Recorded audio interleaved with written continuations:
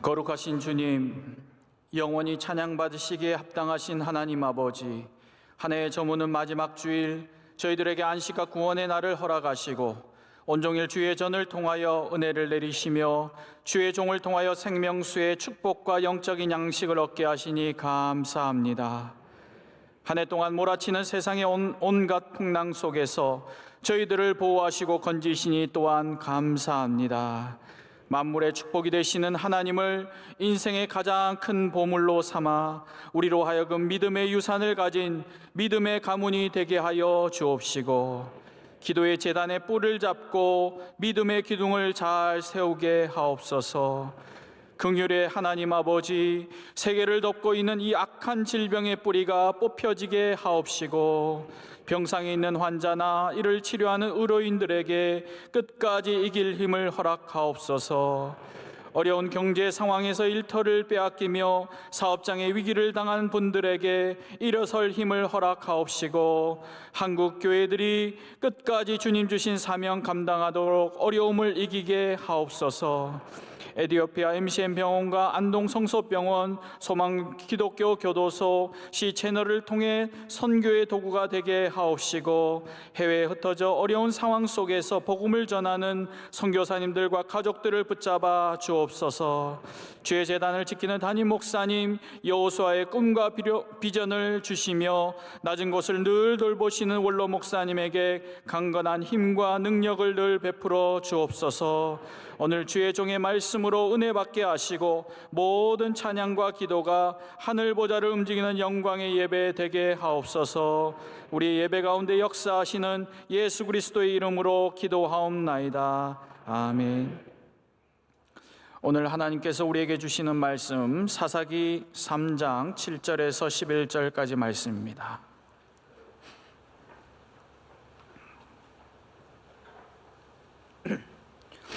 사사기 3장 7절에서 11절까지 말씀, 제가 가진 성경 구약 성경 364쪽에 있습니다.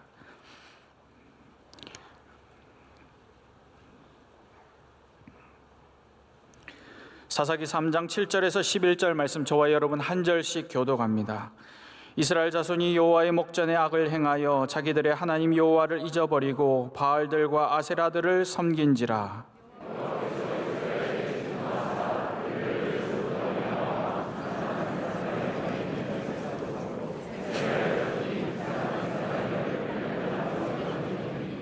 이스라엘 자손이 여호와께 부르짖음에 여호와께서 이스라엘 자손을 위하여 한 구원자를 세워 그들을 구원하게 하시니 그는 곧 갈렙의 아우 그나스의 아들 온니엘이라.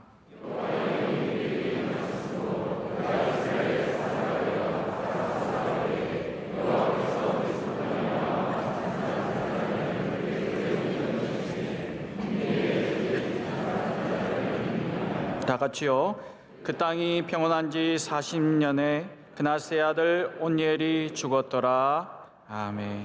이제 말씀으로 은혜 받는 시간입니다. 담임 목사님께서 갈렙의 아우 온니엘이라는 제야의 말씀 주실 때 큰 은혜의 시간 될 줄로 믿습니다.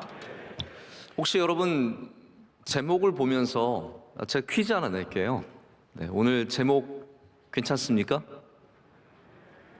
네.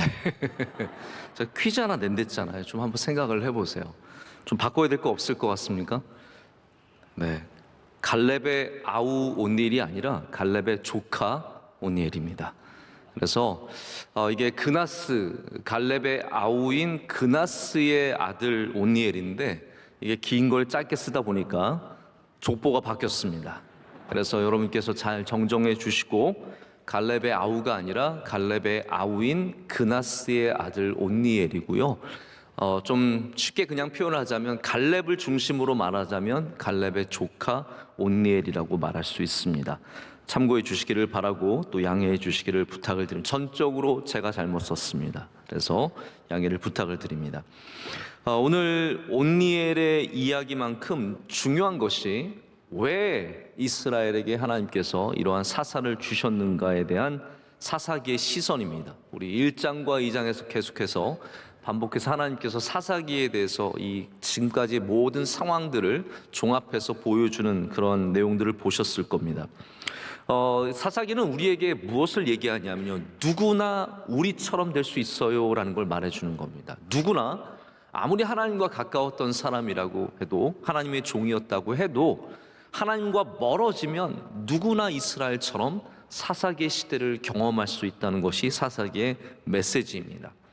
여러분, 그래서 저는 여러분께 좀 묻고 싶습니다. 올해 여러분은 하나님과 가까워지셨습니까? 아니면 적당한 거리를 여전히 좁히지 못하고 그대로 유지하고 계십니까? 아니면 솔직히 말해서 조금 멀어지셨습니까? 우리가 멀어지는 것을 경계해야 합니다. 우리가 멀어지는 것을 경계해야 합니다. 말씀과 멀어지는 것, 기도와 멀어지는 것, 교회와 멀어지는 것, 이사 갈 수 있죠. 그러나 교회와 멀어지는 것, 주의 종과 멀어지는 것, 특별히 예수 그리스도와 멀어지는 것, 이 멀어지는 것으로부터 경계를 할 줄 알아야 합니다. 많은 사람들이 이제 쓰는 말이 있습니다. Out of sight, out of mind라고 해서 눈에서 멀어지면 마음에서도 멀어진다라는 얘기를 하죠. 그러나 우리 성도들이 기억해야 할 것은 뭐냐면 귀에서 멀어지면 마음에서도 멀어진다는 사실입니다. 하나님의 말씀을 가까이 하는 사람들, 하나님의 말씀을 사모하는 사람들은 그 거리가 웬만해서는 멀어지지 않습니다. 그러나 우리 삶에 바빠서 하루, 이틀, 아니 일주일, 한 달, 1년 동안 주님의 말씀을 듣지 못하고 멀어지다 보면 그냥 자연스럽게 교회 가는 것이 불편해지고 힘들어지고 예배 드리는 것이 너무나 힘들어지고, 지금도 여러분이 훈련되어 있어서 이 자리에 앉아 계신 것이지 그냥 믿음만으로 앉아 있는 것은 아닙니다. 듣는 것은 훈련입니다. 할렐루야. 우리 명성교회가 그런 훈련을 굉장히 철저하게 시키고, 그런 면에서 여러분들이 굉장히 잘 따라와 주셨기 때문에 지금도 듣고 있는 것이고, 그래서 어쩌면 내가 대단한 신앙인이라서 믿음을 가져서 믿음이 지켜지는 것이 아니라 오늘도 듣고 있기 때문에, 오늘도 예배하기 때문에, 오늘도 주님의 말씀에 귀를 기울이기 때문에 주님의 말씀에 붙잡혀 있게 된다는 거죠. 그래서 멀어지는 것은 내가 멀어질 수도 있지만 주님께서 말씀으로 붙잡아 주시면 우리는 멀어지지 않을 수 있습니다. 항상 말씀에 붙잡힌 저와 여러분이 되기를 간절히 소망합니다. 다시 말씀드리지만 멀어지는 것은 위험한데, 오늘 바로 사사의 등장이 그러한 위험 속에서 시작됐다는 것을 성경은 알려주고 있습니다. 오늘 말씀은 온니엘이라고 하는 이 첫 사사가 어떤 상황에서 등장을 했으며 또 어떻게 그 사역을 잘 마치고 숨졌는지를 짧게 기록을 하고 있습니다. 그 시작점이 무엇이겠습니까? 하나님과 멀어진 이스라엘이라고 하는 것입니다. 그 멀어진 것을 오늘 말씀에는 첫 번째로는 여호와를 잊어버렸다라고 말하고 있고요, 둘째로는 바알과 아세라를 섬겼다라고 말합니다. 자, 보십시오. 멀어졌다는 것은 그냥 멀어졌다는 것만으로 끝나지 않습니다. 그 멀어진 것이 우리의 삶 가운데 만들어내는 우리 행위가 있습니다. 때로는 그것이 있는 것이고, 때로는 그것이 다른 사람을 만나는 것이죠. 사람이 멀어지면, 관계가 멀어지면 그 사람과의 관계가 더 이상 가까운 것이 아니게 되면 다른 것과 가까워지게 될 수밖에 없습니다. 바로 이것이 이스라엘의 바로 영적인 현재의 그 당시의 상황이었습니다. 멀어지는 것이 얼마나 한순간인지 모릅니다. 가까웠던 친구들 금방 멀어집니다. 몇 년 전에도 매일같이 전화하고 만나던 친구들 살아가다 보면 금방 멀어져서 지금은 어떻게 지내는지 알지도 못하고 살아가게 됩니다. 사람이 순식간에 서먹해집니다. 같이 지내고 수없이 봉사를 많이 했지만 어느 한순간에 틀리게 시작하고, 그러다 보면 서먹서먹해져서 영원토록 가까이 하지 않는, 그러다가 오늘 말씀처럼 사돈되는, 원로 목사님께서 그런 분들이 가끔 사돈된다고 하셨잖아요. 교회 안에서 싸우고 난 다음에 나중에 아들과 딸이 로미오와 줄리엣처럼 만나서 사랑하게 돼서 사돈되는 일들이 생기는 거죠. 교회와 멀어지는 것도 한순간입니다.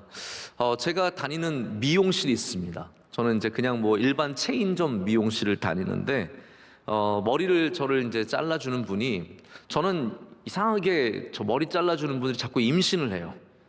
그래서 머리 잘라주는 분 갑자기 또 사라지고 또 임신해서 또 사라지고 또 임신해서 사라지고 계속 그렇게 바뀌는데 이번에 분도 이제 아예 임신하신 분이 저를 맡았어요. 머리를 잘라주시는데 제가 이제 한 몇 달 동안 계속 그분한테 자르다 보니까 이분이 처음에는 뭐 어디 사무실에서 일하세요? 뭐 이런 거 질문하시다가 약간 낌새를 챈 것 같아요. 네, 그래서 제가 맨날 어른스럽게 잘라달라 그러거든요. 네, 어른스럽게 잘라달라. 나는 절대로 젊어 보이고 싶지 않으니까 가장 어른스럽게, 가장 점잖게 잘라달라고. 가장 보기 아주 편하면서 하나도 모나지 않게. 근데 잘라보면 또 모나고 이상한 곳이 있더라고요. 이분이 이제 제가 볼 때는 눈치를 약간 챈 것 같아요. 제가 목사인 거를 알게 된 것 같아요. 그래서 저한테 갑자기 뜬금없이 제가 옛날에는 교회를 다녔어요. 그러는 거예요. 뭐 그건 거의 뭐 100이면 100 이제 알게 된 거죠. 그러더니 뭐 자기가 저는 수요 예배도 다녔어요. 수요 예배도 다녔고 송구영신 예배 꼭 가서 지켰어요. 그런데 일하면서 결혼하면서 아기 가지면서 교회와 너무 멀어졌어요. 교회를 다녀본 지가 오래됐어요. 이렇게 얘기를 하더라고요. 뭐 제가 직장 그만두고 교회 가세요. 뭐 이렇게 말할 수는 없잖아요. 제가 이해한다고. 다 그런 거라고. 제가 목사 티내지 않았습니다. 그 사람이 나 목사인 걸 알 거라고 생각하고 말하지 않고 그랬냐고. 되게 아쉬우시겠다고. 교회 가면 참 좋은데 이렇게 말을 하고 끝냈습니다. 마음이라도 가까우면 참 다행이지만 마음으로부터도 멀어지게 되면 교회와 멀어지는 것은 순식간입니다. 오늘 저에게 우리 청년대학부 임원단 우리 형제 자매들이 크리스마스 카드를 엽서로 또 이렇게 짧은 글로 써서 주셨는데 제가 짧게 잠깐 보고 나왔는데 그중에 우리 부회장 한 명이 그런 얘기를 썼어요. 목사님이랑 원로 목사님이 늘 교회 멀어지는 거 한순간이라고, 교회 잘 지키는 거 참 쉽지 않다고, 그런데 자기가 요즘에 그걸 많이 생각해보고 깨닫게 된다는 얘기를 적었더라고요. 여러분, 그렇습니다. 지금 여기에 앉아 있는 것이 다음 주에 우리가 여기 앉아 있는 것을 보장할 수 없습니다. 우리가 올해 신앙을 잘 지킨 것이 내년에 좋은 신앙인이 된다는 것을 절대로 보장하지 않습니다. 여러분, 우리는 겸손하게 주님께 꼭 붙어 있는 사람들이 되기를 간절히 소망합니다. 여러분의 직업이 바뀌더라도, 다른 곳으로 이사를 가더라도, 다른 곳에 이사 가서 명성교회 안 나와도 괜찮지 않지만 괜찮아요. 마음이 아프죠. 나오면 좋겠죠.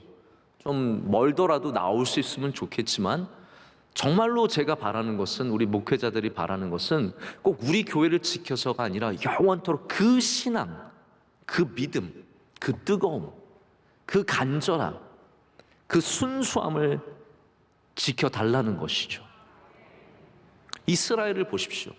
얼마나 안타깝습니까? 아니, 저희 친구들 중에도 그런 친구들 많아요. 대학부 때 회장하고 청년부 때 회장하고 누구보다도 교회 열심히 나와서 맨날 기타 들고 찬양하고 맨날 모든 사람들 다 알았지만 지금은 교회 언저리에도 오지 않는 사람들이 얼마나 많은지 모릅니다. 그 이름이 이스라엘이라는 거예요. 사사기는 지금 그 얘기를 해주고 있는 겁니다. 그게 누군가가 아니라 바로 하나님의 백성 이스라엘이 하나님과 멀어져서 하나님 목전에서 악을 행하고 여호와를 잊어버렸고 이제는 바알과 아세라를 섬기는 사람들이 되었다는 겁니다. 여러분, 이게 얼마나 가슴 아픈 이야기입니까? 제가 목회자로서 가슴 아픈 것은, 저는 뭐 다른 교회 간 거 가슴 좀 아프지만 그것도 그 사람의 복이라고 생각을 하고 그 사람에게 귀한 일이라고 생각을 하고 축복합니다. 그러나 신앙을 잃어버리는 것처럼 가슴 아픈 게 없습니다. 제가 가끔씩 일부러, 저는 눈에 밟히는 젊은 친구들이 있어요. 왜 걔가 안 보일까? 왜 결혼한 뒤로는 안 보일까? 왜 언젠가부터 안 보일까? 그래서 제가 우리 교육자들한테 한번 찾아보라고, 우리 회장, 부회장 출신들 한번 좀 찾아봐 달라고, 교회 다니고 있는지. 저희 마음에는 늘 그 사람들이, 그 친구들이, 그 청년들이 교회 다니고 있을까? 그 집사님이 교회 다니고 있을까? 그 권사님이 교회 다니고 있을까? 지금 비대면 예배라서요, 더 그런 게 많아졌고 본당에 다 들어오시지 못하기 때문에 더 그런 게 많아졌습니다. 우리 마음속에는 항상 그런 게 있는 거죠. 여러분, 주님과 멀어지지 마시기를 축복합니다. 잊어버렸다는 영적인 이 상태가 사사기의 모든 증세들을 만들어냅니다. 병이 걸리면 증세가 있습니다. 병이 있으면 증세가 있습니다. 심텀이라고 하죠. 감기 걸리면 기침이 납니다. 기침이 감기가 아니라 감기 걸렸기 때문에 기침이 나는 것이죠. 감기 걸리면 콧물이 납니다. 이스라엘이 하나님과 멀어졌기 때문에 그들은 악을 행하는 사람들이 되었고, 그들은 바알과 아세라를 섬기는 사람들이 되었습니다. 이게 반대가 아니라는 거죠. 바알과 아세라를 섬겼기 때문에 하나님과 멀어진 것이 아니라 하나님과 멀어졌기 때문에 바알과 아세라를 섬겼다라는 것을 성경 지적을 하는 겁니다. 타락하고 특별히 자신의 마음대로 살아가는 이 사사기의 특징들, 사사기의 특징이 그거잖아요. 그때는 왕이 없었기 때문에 자신들의 소견에 좋은 대로 행하였더라. 이게 사사기의 가장 중요한 심텀이에요.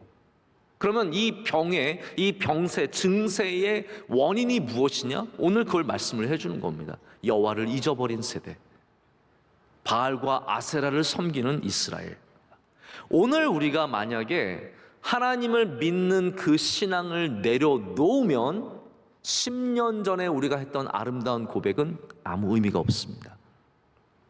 여러분, 신앙은 그렇기 때문에 오늘의 고백입니다. 할렐루야. 1년 전의 고백이 내 신앙이 아닙니다. 10년 전의 고백이 내 신앙이 아닙니다. 10년 전에 아무리 아름다운 말을 썼어도 지금 내가 하나님을 신뢰해야 되고, 내가 지금 하나님의 말씀을 붙잡아야 하고, 지금 내가 기도해야 합니다. 이게 신앙의 현재성의 중요함입니다. 이스라엘 백성이 예전에는 하나님 잘 믿었죠. 예전에는 하나님과 동행했습니다. 예전에는 하나님의 은혜를 사모했습니다. 그러나 사사시대가 되면서 그들은 하나님을 잊어버렸고 더 이상 하나님을 고백하지 않는 백성들이 되었습니다. 길갈의 언약을 저버렸기 때문에 그들의 삶은 고통의 소용돌이로 빨려 들어가고 있다라는 것이 오늘 본문의 내용입니다. 자, 이것이 바로 하나님을 잊어버리는 것에 대한 문제라면, 바알과 아세라는 또 다른 문제를 우리에게 가르쳐주고 있습니다. 하나님과 멀어지는 것, 첫 번째 하나님을 잊어버리는 것이고, 두 번째는 바알과 아세라를 섬기는 것이라고 말씀을 드렸죠. 근데 이스라엘이 왜 바알과 아세라를 섬기게 되었을까요? 그들이 매력적인 신이라서요? 여러분께서 바알과 아세라의 토기들이라든지 목상을 보시면 아시겠지만 하나도 안 멋있습니다. 신이라면 좀 멋있기라도 해야죠. 그리스의 신처럼 뭔가 좀 이렇게 아름답고 멋있고 화려한 면이 있어야 되지 않습니까? 바알과 아세라는요, 하나도 안 이쁩니다. 그거 되게 보기 싫고요, 웃깁니다. 다 그런 신이에요. 그러니까 매력이 있어서 섬긴 게 아니에요. 그럼 왜 바알과 아세라를 섬겼을까요? 대단한 이유가 없습니다. 딱 한 가지 이유가 있죠. 잘 먹고 잘 살기 위해서. 딱 이겁니다. 가나안 땅에 도착했을 때 그들은 모든 가나안 사람들이 바알과 아세라를 섬기는 걸 봤습니다. 그들이 비를 달라고, 땅을 비옥하게 해달라고, 이번에 열매 많이 맺게 해달라고, 큰 풍랑이 없게 해달라고 그들은 바알과 아세라 앞에 절을 했고, 그들은 풍년을 누리기도 했으며 돈을 많이 벌기도 했겠죠. 이스라엘 사람들이 그걸 보면서 뭘 느꼈겠습니까? 아, 우리도 돈을 벌려면 바알과 아세라를 섬겨야겠구나. 우리도 풍년을 맞으려면 바알과 아세라를 섬겨야겠구나. 한 명씩, 두 명씩, 저쪽에 한 사람 섬기더니 이쪽에 한 사람 섬기고, 그러다가 몽땅 다 바알과 아세라를 다 섬기게 되어서 농사 짓는 모든 사람이, 가축을 키우는 모든 사람이 전부 다 바알과 아세라를 섬기게 되는 겁니다. 이 시대에 우리 예배의 위기를 맞고 있습니다.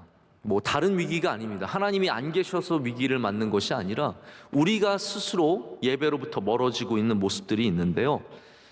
굉장히 심각한 상황이고, 앞으로 우리 미래 세대를 위해서 기도를 많이 해야 합니다. 할렐루야. 뭐 우리는 잘 지켰는데 너희들을 잘해라, 그런 기도가 아니라 하나님 이 나라를 살려주시고 이 민족을 살려주시고 우리 가문을 살려주시고, 그거를 위해서 굉장히 이기적인 목적을 위해서라도 기도를 해야 된다라는 거죠. 이 시대 예배의 문제가 뭐냐면요, 잊어버리는 것의 문제도 물론 있습니다. 하나님을 잊어버린 세대, 뭐 이제는 별로 뭐 우리 삶에 기적도 없고 특별한 일도 없고 우리가 뭐 그걸 구해야 할 필요도 없고 그냥 알아서 공부해서 학원 잘 다녀서 대학교 들어가고 그 다음에 공부 잘한 사람들 좋은 직장 가고 잘생긴 사람들이 예쁜 사람 만나고 그렇게 살아가는 하나님의 필요 없는 모습들도 있어요. 그런데 또한 다른 면으로는 종교의 관심 자체가 없어지는 것도 있습니다. 근데 더 중요한 건 뭐냐면 우리 시대적 특성들, 우리 이 시대의 특성들, 행복하기를 원하고 즐겁게 지내기를 원하고 편하게 지내기를 원하고 내 시간 갖고 내 여유를 갖고 내가 하고 싶은 것 하기를 원하는, 내가 먹고 싶은 거 먹어야 하는 세대잖아요. 여러분 그거 느끼시죠? 이 세대의 특징이 그거예요. 내가 먹고 싶은 그걸 먹어야 돼요. 성경은 그것을 탐식이라고 얘기를 하거든요. 그걸 미식이라고 얘기 안 합니다. 탐식이라고 얘기를 해요. 내가 딱 원하는 대로 먹는 거, 그거 탐식인데 이 모든 것 안에는 내가 원하는 것을 하고 싶은 이 시대적 특성이 있는데 이것이 뭐냐면 의도적으로 그걸 하기 위해서는, 여러분 한번 생각해 보세요. 그걸 하려면요 교회 열심히 다니고 못해요. 그렇기 때문에 내가 그것을 하기 위해서 신앙을 내려놔야 한다라는 겁니다. 많은 사람들이 왜 교회와 멀어지냐면 교회가 재미없기 때문에, 우리 흔히 하는 말은 irrelevant한, 이 시대와 상관없는 종교이기 때문에 멀어지는 것이 아니라 내가 하고 싶은 것을 하기 위해서 교회와 멀어져야 돼요. 안 멀어지면 할 수가 없어요. 차박이라도 하려면 교회와 멀어져야 돼요. 우리 요즘에 젊은 친구들 MZ세대는 차박을 한대요. 안 됐잖아요. 돈은 없어서 호텔은 못 가고 그래도 차라도 있으니까 가서 네오 그 뒤에 무뚜껑 열고 가서 들어가서 그거 처박아서 자고 뭐 이게 뭐 이 시트가 뭐 180도냐 아니면 뭐 160도냐에 따라서 그거 사도 된다 그러고 안 사. 야 나는 요번에 SUV에서 차박할래.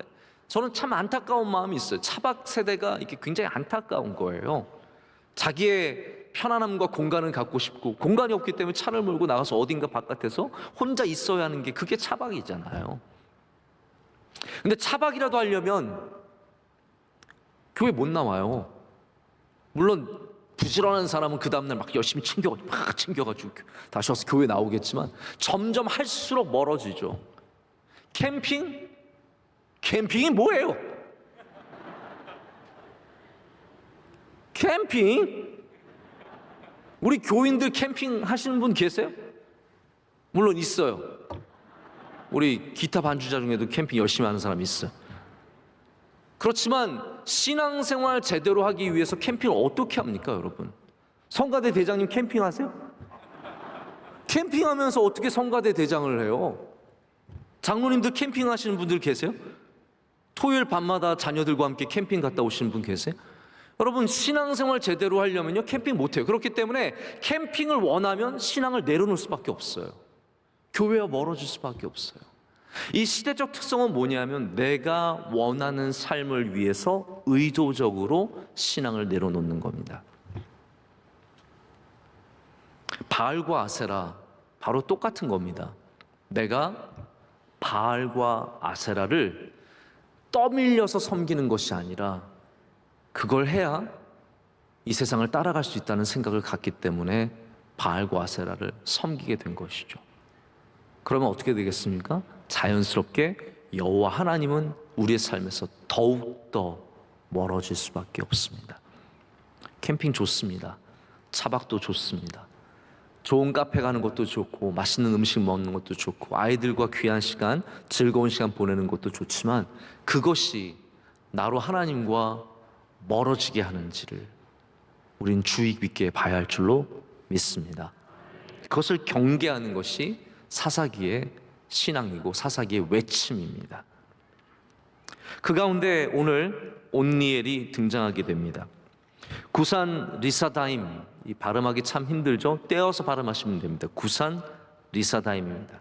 이걸 뭐 구산리 사다임, 거의 뭐 한국 동네 이름 되잖아요. 네, 이렇게 잘 띄어서 읽으시는 게 좋습니다. 구산 리사다임. 이 구산 리사다임이 등장을 해서 8년 동안 이스라엘을 괴롭히게 됩니다. 그 가운데 온니엘이 첫 사사로 오늘 말씀 가운데 등장을 해서 40년 동안 평화를 이루고 그리고 숨을 거두는 사건을 기록을 하고 있습니다. 이 온니엘의 삶을 보면 절대적인 하나님의 부르심이 있고 그 가운데 온니엘이 갖고 있었던 상대적인 장점이 함께 있었던 것을 보게 됩니다. 오늘 그 말씀에 대해서 잠깐 또 이 시간 은혜를 나누고자 합니다. 온니엘에게 있어서 절대적인 요소가 무엇이겠습니까? 아니, 우리 삶에 있어서 절대적인 요소가 무엇이겠습니까? 세상은 다 전부 다 상대적인 겁니다. 하지만 우리 그리스도인에게는 절대적인 것이 딱 한 가지 있습니다. 믿음.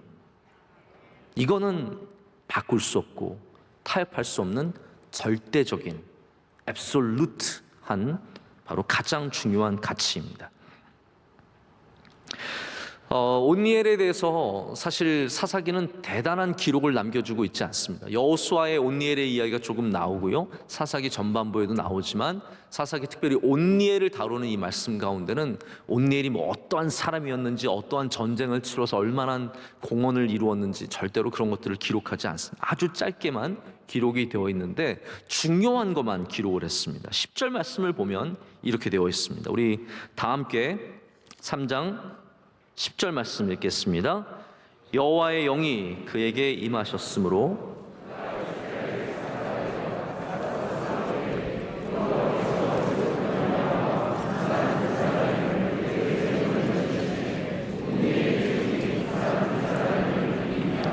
아멘. 여기에 바로 이제 가장 절대적인 요소가 언급되어 있습니다. 사사기는 온니엘이 얼마나 용맹한 사람인지, 얼마나 지혜와 명철이 뛰어났는지 전혀 그것을 언급하지 않은 채 오직 하나님의 영이 그에게 임하셨기 때문에 그가 나가서 싸워서 승리했다고 전하고 있습니다. 여러분, 이것이 바로 가장 절대적인 요소라는 거죠. 사사기는 지금 이 시대에, 하나님을 잃어버린 이 시대에 가장 절대적인 그것, 하나님의 영이 임하는 것을 이 가운데 기록을 하고 있습니다. 하나님의 영은 우리가 타협할 수 없는 어떠한 한 지점입니다. 하나님의 영이 우리에게 임해야 되는 것은 절대적인 것입니다. 다시 말해서 이런 거죠. 교회도 마찬가지고 목회자도 마찬가지고 사실 여러분과 다 마찬가지입니다. 하나님의 영이 없이는 일해서는 안 됩니다.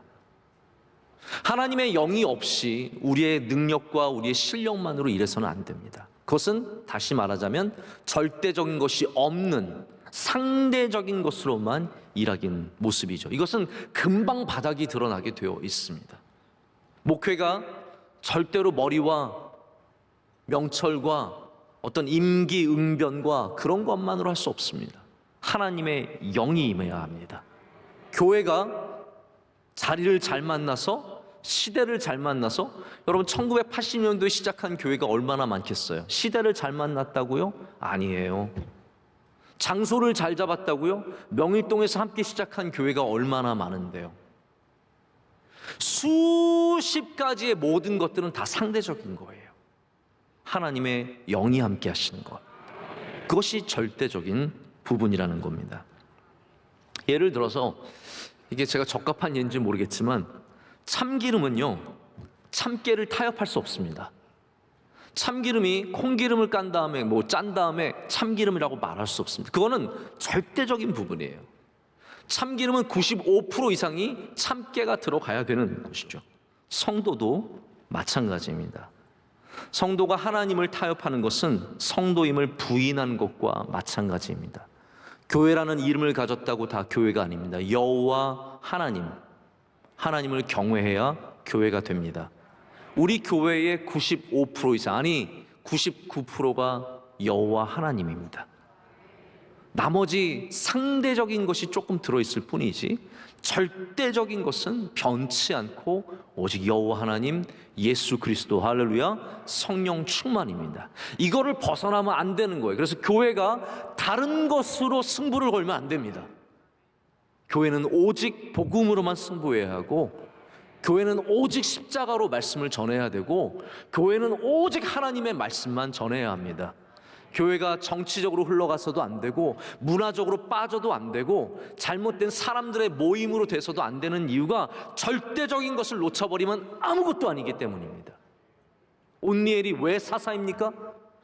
그가 물론 좋은 집안이죠. 그가 물론 용맹스러운 사람이죠. 그런 거 다 있습니다. 그러나 절대적으로 사사가 되는 이유는 오직 하나예요. 하나님께서 영을 그에게 부어주셨기 때문에. 이거 아니면 온니엘은 사사가 아니에요. 그냥 온니엘이에요. 성도들은 절대적인 것을 놓치면 안 됩니다. 우리가 성도 됐다라는 것은 그냥 교회에 다니고 있어서 성도가 아니라 여호와 하나님을 믿기 때문에, 오늘도 그 말씀을 붙잡기 때문에, 기도하기 때문에, 예배를 통해서 은혜 받기 때문입니다. 그것이 될 때 우리가 그 절대적인 것을 통해서 하나님의 역사하심을 만나게 될 줄로 믿습니다. 근데 이스라엘 보십시오. 이스라엘이라고 하는 정체성의 95% 이상은 하나님인데 그들은 그것을 내려놨습니다. 하나님을 잊어버리고 하나님을 예배하지 않고. 그러니 그게 이스라엘입니까? 아니죠. 그건 더 이상 이스라엘이 아닌 겁니다. 다시 온니엘로 돌아오자면 하나님께서 오늘 말씀에 온니엘에게 영을 부어주시죠. 하나님의 영이 임했다는 것은 뭐 꼭 선지자가 되라, 여러분 그런 거 두려워하지 마세요. 하나님의 영이 임하면 나 선교사 가야 되는 거 아니에요. 걱정하지 마세요. 부를 사람 많아요. 여러분 안 부르세요. 얼마나 헌신한 사람 많은데 갑자기 뭐 가게에서 일하고 있는 여러분을 갑자기 왜 부르시겠어요? 성악하는 사람 갑자기 왜 부르시겠어요? 하나님께서 부를 사람 많으니까 하나님의 영이 임하는 걸 두려워하지 마세요. 하나님의 영이 임한다는 것은 선지자가 된다, 뭐 선교사가 된다, 목사가 된다는 것이 아니라 가장 중요한 의미가 있습니다. 하나님의 영이 임한다는 것은 이거예요. 하나님의 뜻을 이루는 사람이 된다가 하나님의 영의 임하심의 가장 중요한 정의입니다. 그래서 그것이 전쟁이라면 전쟁이죠. 그래서 하나님의 영이 임했을 때 온니엘이 사사가 되어서 전쟁을 이기게 된 겁니다. 그러나 또한 하나님의 영이 임했을 때 그 지혜로 말미암아 문제를 해결하는 사람도 있었죠. 하나님의 영이 임했기 때문에 복음을 전한 사람도 있고, 하나님의 영이 임했기 때문에 능력을 가진 사람도 있습니다. 그래서 하나님의 영이 임했다는 것은 어떠한 특별한 기술과 연관을 지을 수 없습니다. 용맹도 지혜와 명철도 아무 것과도 연결을 지을 수 없고 오직 하나만 말할 수 있습니다. 하나님의 뜻을 이루는 것. 때로는 용맹함으로 이루게 되고요, 때로는 지혜로 이루게 됩니다. 하나님께서 영을 주실 때 바로 그 가장 필요한 것을 하나님께서 여러분에게 주실 줄로 믿습니다. 구약과 신약에 큰 차이가 있습니다. 구약에는 아주 특별한 사람들에게만 하나님의 영이 임했다라는 것을 보여줍니다. 그러나 신약으로 넘어가면서 예수 그리스도께서 우리에게 보혜사 성령을 보내주신 다음에는 모든 영혼에게, 할렐루야, 모든 주의 백성에게 하나님의 영을 부어주신다라는 거죠. 그렇다면 우리는 그 영을 받은 사람들, 성령을 받은 사람들은 무엇을 해야겠습니까? 하나님의 뜻을 이루는 사람들이 되어야 합니다. 여러분은 다 하나님의 뜻을 받은 사람들이에요. 그게 때로는 화해를 하는 일이고, 때로는 사랑을 베푸는 일이고, 때로는 물질로 헌신하는 일이고, 때로는 여러 가지 모양들을 다 갖고 있겠지만 이 모든 것이 하나님의 뜻을 이루기 위해서 행하시는 일들이라는 것입니다.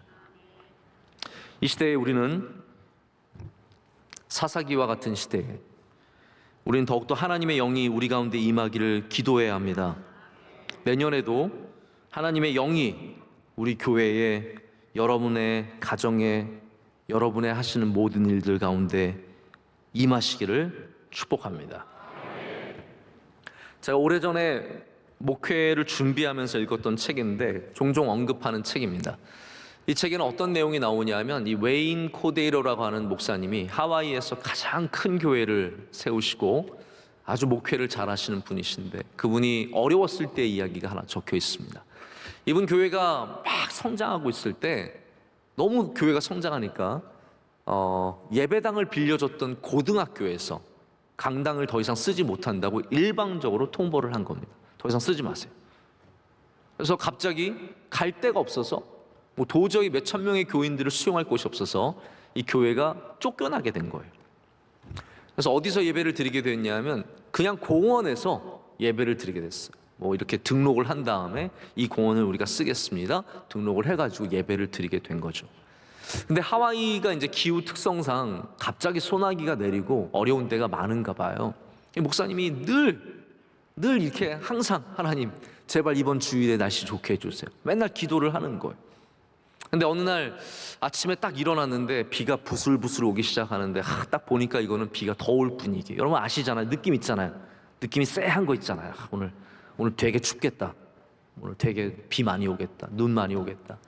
목사님이 너무 하나님 원망스러운 거. 왜냐하면 하나님 우리 이렇게 쫓아내놓고 공원에서 예배 드리게 한 다음에 비까지 주시면 어떡하십니까? 비는 그래도 안 주셔야죠. 막 하나님한테 항의하고, 여러분은 하나님한테 항의해 보신 적 있으세요? 항의하고 막 하나님 빌었다가 항의했다 막 덤볐다 화냈다가 막 감사했다 제발 뭐라도 어떻게 해보려고 막 난리를 치는 거죠. 차를 딱 타고 공원으로 가는데 빗줄기가 더 세지는 거예요. 그래서 이 목사님이 너무 하나님한테 항의를 하고 싶어서 와이퍼도 안 돌렸대요. 하나님 나 이거 비도 안 닦을 거예요. 멈추게 해주시든지 나 사고 나든지 마음대로 하세요. 그러면서 겨우겨우 이제 그 공원까지 도착을 한 거죠. 근데 공원에서 내리는데 막 그 교인들이 분주하게 움직이면서 비 오는데 뭐 스피커 옮기고 막 이런 걸 보면서 있는데 갑자기 마음의 중심에 그런 소리가 들려왔다는 거예요. 야, 너는 나의 임재에는 관심이 없고 비에게만 관심이 있구나. 너는 나의 임재를 위해서는 기도 안 하고 오직 비를 위해서만 기도하고 있구나. 그래서 그분이 굉장히 많은 깨달음을 갖고 그 다음부터는 비가 오든 무슨 상황이든 하나님의 임재를 구하는 교회로 세워지기를 원했다는 거죠. 여러분 이 시대에 우리 교회가 무엇을 해야겠습니까? 하나님의 임재를 구해야 합니다. 여러분 부서가 무엇을 구하겠습니까? 하나님의 임재를 구해야 합니다. 여러분의 가정이 무엇을 구하시겠습니까? 하나님 우리 가정에 주의 영을 부어 주시옵소서. 주의 은혜를 부어 주시옵소서. 하나님의 임재를 구하는 사람들이 하나님의 뜻을 행하게 되며 하나님의 뜻을 이루는 사사와 같은 주의 귀한 백성들이 될 줄로 믿습니다. 가장 절대적인 것이 하나님의 임재라면 오늘 말씀에는 또한 상대적인 것이 나오죠. 온니엘에게 있어서 상대적인 것은 사실은 대단하지만 절대적이 아닌 바로 그것, 갈렙의 조카였다는 것과 그나스의 아들이었다는 부분입니다. 항상 여기에는 동전의 양면처럼 좋은 부분과 나쁜 부분이 함께 있습니다. 어떤 걸 택하느냐 굉장히 중요한 문제입니다.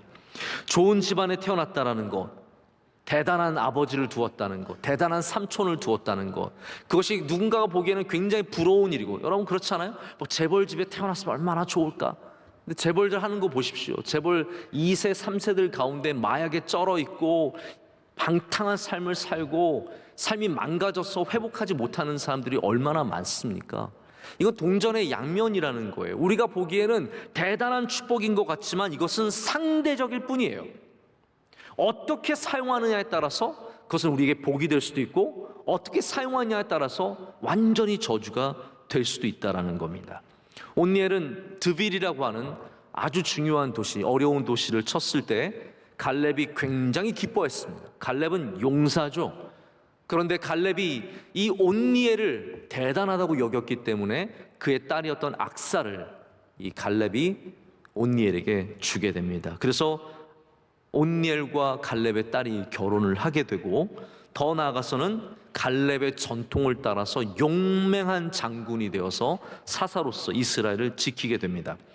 제가 여러 번 갈렙에 대해서 말씀을 드려서 잘 기억을 하실 텐데요. 그나스, 바로 이 사람들이 갖고 있는 집안의 전통은 유대적이지 않습니다. 이 사람들은 이스라엘이 출애굽할 때 유대인이 되어서 유다 지파에 속하게 된 이방인들입니다. 그들이 혁혁한 공을 세우고 그 다음에 이스라엘의 위대한 집안으로 남게 되는 거죠. 바로 이 온니엘은 그 집안에 있는 귀한 전통을 이어가는 큰 복을 받았습니다. 여러분, 여기에 제가 드리고 싶은 말씀은 이런 겁니다. 우리에게 절대적인 하나님의 은혜가 있지만 우리에겐 또한 상대적으로 내가 어떠한 환경에서 태어났느냐, 나는 어떠한 신체 조건을 갖고 있느냐, 나는 머리가 좋으냐 좀 부족하냐, 나는 몸이 빠르냐 느리냐, 다 이런 상대적인 절대적이지 않은 조건들도 우리는 다 갖고 있다라는 겁니다. 중요한 것은 그것도 복이 될 수 있다라는 거예요. 그것이 복이 되게 해야 한다라는 겁니다. 여러분이 갖고 있는 어떠한 상대적인 조건도 그것이 저주가 아니라 복이 되게 하는 것이 신앙인들의 몫입니다. 가난한 집에 태어나셨습니까? 그것이 복이 되게 하도록 여러분 힘써 일해야 할 줄로 믿습니다. 어려운 상황 속에 살아가십니까? 그것이 복이 되도록 오늘 원로 목사님의 말씀 49, 51 잘 이해하셨죠? 원로 목사님이 걱정하시더라고. 우리 교인들 잘 이해를 못한 것 같아. 저는 잘 이해하셨을 거라고 믿습니다. 네. 우리가 부족한 것이 복이 되게 하기 위해서, 우리가 갖고 있는 좋은 것이 복이 되게 하기 위해서, 우리가 흔히 갖고 있는 잘못된 생각이 뭐냐면요, 좋은 걸 받으면 무조건 복이라고 생각하는 거예요. 그렇지 않다라는 거예요. 자, 이제 말씀을 제가 정리하고 맺도록 하겠습니다. 사실 아직 이 구산리 이분 얘기하려면 시간이 좀 필요한데요, 제가 이 말씀만 좀 간단하게 드리려고 말씀을 맺으려고 합니다. 온니엘이 사사가 돼서 하나님께서 그에게 맡겨주신 사명이 뭐였냐면 바로 구산 리사다임을 싸워서 이기는 일이었습니다. 이 구산 리사다임은 악명 높은 왕입니다. 우리가 보통 이제 왕들을 평가할 때 선한 왕이었느냐, 악한 왕이었느냐 그런 평가를 하죠. 옛날을 볼 필요도 없습니다. 우리 근대사를 봐도 악한 리더와 선한 리더는 극명하게 나뉩니다. 선한 리더로서는 우리가 링컨 같은 사람 뽑을 수 있습니다. 오늘 원로 목사님 말씀하신 만델라 같은 사람도 꼽을 수 있습니다. 그러나 히틀러 보십시오. 600만 명을 학살한 사람이고요. 그리고 캄보디아에서도 수백만 명의 사람들이 죽었고, 중국은 우리가 알 수 없는 숫자가 혁명 속에서 다 사라져 버렸습니다. 그러니까 악한 사람은 이 세상에 있다라는 거예요. 제가 왜 이 말씀을 드리냐면, 구산 리사다임, 이 사람의 이름의 뜻이 뭐냐면 쿠샨이라고 하는 그 이름은 두 개의 악의 쿠샨이라는 뜻입니다. 리사다임은 두 개의 악이라는 뜻이에요. 두 개의 악이라는 말이 무슨 말입니까? 더블이란 말이에요. 이 사람은 얼마나 악한 사람이냐? 악한 사람의 두 배라는 거예요. 그러니까 이 구산 리사다임이 이스라엘을 다스렸을 때 얼마나 악하게, 힘들게, 괴롭고 고통스럽게 다스렸겠습니까? 그 괴로움이 말할 수 없는 괴로움이었습니다. 근데 하나님께서 이 두 배의 악을 갖고 있는 이 구산 리사다임에게 온니엘을 보내셔서 주의 영을 부으셔서 하나님께서 이 모든 어려움을 이겨내게 하십니다. 그럼 우리는 기억해야 합니다. 우리 앞에 제가 이번 수요일도 여러분 욥기 말씀을 통해서 드리고 싶은 말씀이 바로 그런 내용이에요.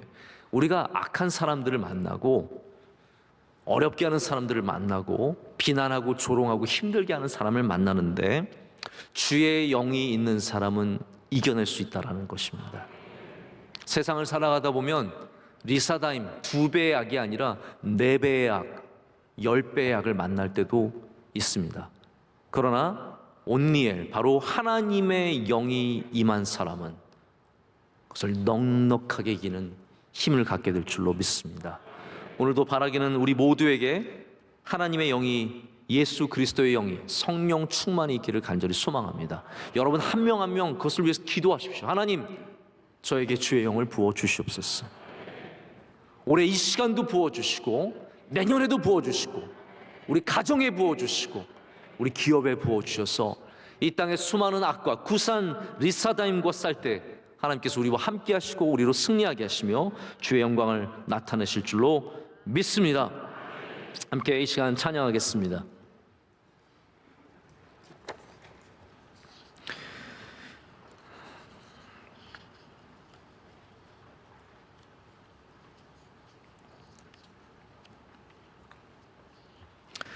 우리 아무것도 두려워 말라 함께 찬양하겠습니다.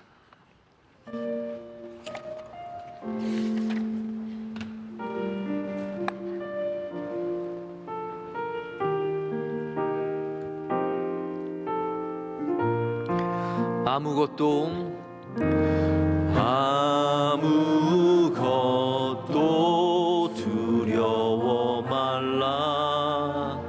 주 나의 하나님이 지켜주시네. 놀라지 주님은 나의 소망, 나의 힘이 되신 여호와. 우리 시간 함께 말씀을 생각하면서 기도하겠습니다. 하나님, 우리로 주님을 영원히 잊지 않게 하여 주시옵소서. 주님이 우리의 반석이 되심을, 우리의 소망이 되심을, 우리의 요새가 되심을, 나의 구세주가 되심을 영원히 기억하며 영원히 붙잡으며 영원히 함께 동행하는 삶을 살게 하여 주시옵소서. 하나님, 우리의 연약함을 주님께서 아십니다. 세상의 바알과 아세라를 자꾸 그곳을 향해 나아가는 우리의 발걸음을 주장하여 주셔서 하나님, 교회를 떠나지 않게 하여 주시옵소서. 이 신앙 버리지 않게 하여 주시고 겸손히 영원토록 주와 동행하게 하여 주시옵소서. 하나님, 이 시간 우리에게 영을 부어 주시옵소서. 하나님, 우리의 힘으로 살아갈 수 없는 세상입니다. 주여, 굳사는 하나님이 많은 이 땅에 우리에게 주의 영을 부어 주시고 주의 능력의 손으로 붙잡아 주셔서 승리하는 삶을 살게 하여 주시옵소서. 영적인 싸움에서 반드시 이기게 하여 주시옵고 이 땅 하나님 패악한 이 세대에 주의 말씀을 붙잡고 신앙을 붙잡고 승리하는 주의 영들이 되게 하여 주시옵소서. 우리 교회에 주의 영을 부어 주시옵소서. 우리 가정에 부어 주시옵소서. 나에게 부어 주시옵소서. 우리 두 손 들고 주여 삼창하고 기도하겠습니다. 주여, 주여, 주여. 아버지 하나님,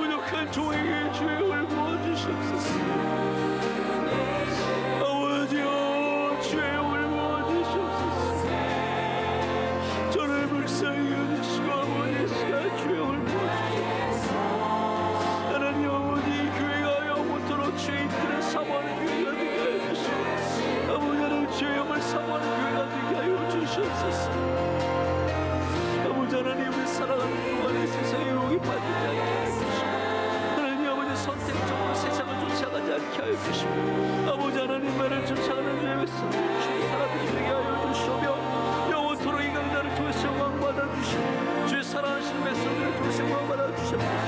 가정마다 아버지 하나님 굳사함의 사단이 물러갈 줄로 믿습니다. 아버지 하나님 두 배의 약이 물러가게 하여 주시고 우리 어렵게 하는 힘들게 하는 수많은 악들의 세계를 물러가게 하셔서 아버지 영광이 나타나게 하여 주시며 주의 뜻이 이루어지게 하여 주시옵소서. 하나님 아버지, 우리 교회가 영으로 가득한 교회가 되게 하셔서 기도하는 교회에 대해서 말씀의 은사를 잡는 교회 되게 하시고 예배를 지키는 교회가 되어서 하나님 세상 속에서 영원토록 아버지 하나님을 사모하는 교회가 되게 하여 주시옵소서. 세상적으로 올라가지 않게 하여 주시고 아버지 어떤 상황 속에서 오직 복음의 말씀을 붙잡고 승리하는 죄를 다 되게 하여 주시옵소서.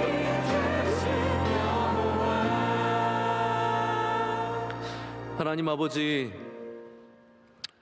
세상에 좋은 것들이 많이 있지만 우리 여호와 하나님을 잊지 않고 주님 앞에 모여있는 백성들의 예배를 기뻐 받아 주시옵소서. 하나님, 우리는 주님의 은혜 없이는, 그 절대적인 주님의 은혜 없이는 살아갈 수 없는 사람들입니다. 하나님, 상대적인 곳에 우리의 인생을 걸지 않게 하여 주시옵고, 늘 절대자가 되시는 여호와 하나님을 붙잡으며 예수 그리스도의 복음에 붙잡힌 인생이 되게 하여 주시옵소서. 하나님, 우리에게 성령을 부어 주시옵소서. 이 연약한 심령 위에, 부족한 자 위에 성령을 부어 주시고, 모든 가정마다 주의 영이 임하실 때 하나님, 어두운 그림자들은 물러가고 구산 리사다임은 다 물러가고 10배 약들 1000배 약들이 다 물러가며 주 예수 그리스도의 통치가 일어나길 줄로 믿습니다. 하나님, 모든 기업의 은혜 내려 주시옵소서. 악한 세력들이 범접하지 못하도록 지켜주시오며, 기도하는 자들의 기도를 들어주시오며, 하나님께서 형통케 하시며 주의 능력의 손으로 붙잡아 주실 줄로 믿습니다. 오늘도 기도하는 자들마다 주의 은혜를 풍성하게 누리게 될 줄로 믿습니다. 영원토록 주님의 반석을 의지하며 주의 요새로 피하며 영원토록 주님을 사모하는 주의 백성들이 되게 하여 주시옵소서. 우리를 영원토록 사랑하시는 예수 그리스도 이름으로 간절히 기도드립니다. 아멘. 이제는 우리 주 예수 그리스도의 크신 은혜와 하나님 아버지의 영원하신 사랑과 성령님의 함께하심과 임재하심이 주의 영을 사모하며 나아가는 주의 모든 사랑하는 백성들 가운데 이제부터 영원토록 함께하시기를 간절히 축원하옵나이다. 아멘.